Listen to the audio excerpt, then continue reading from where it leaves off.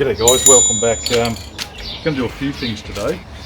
Going to be using the wireless remote, and this is the first time I've had the winch in operation. It is the grey or white. I'm going to spray it red so it stands out a little bit better. And I've got it unspooled as far as I want at the moment. Give it a bit of spray paint and I'll wind it back on.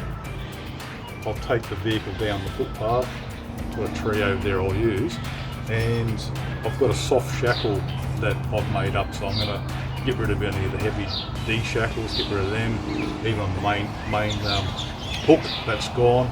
So yeah, it's going to be interesting to see if the soft shackle I've made up holds up. So I'll talk a bit more about that when we get to it. So give this a bit of a spray, and I'm not going to show you the whole thing, me spraying it, but you get the idea. It's just a $20 can of Rust Oil I grabbed, was the only one they had.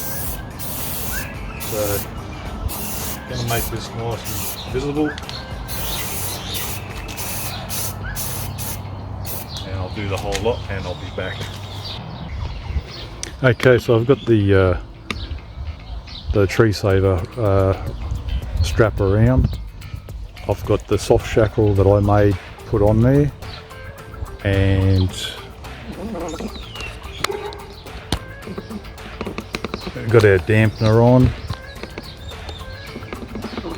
and the vehicle, so I'll go start it up, and it's going to be noisy obviously. We'll see how we go.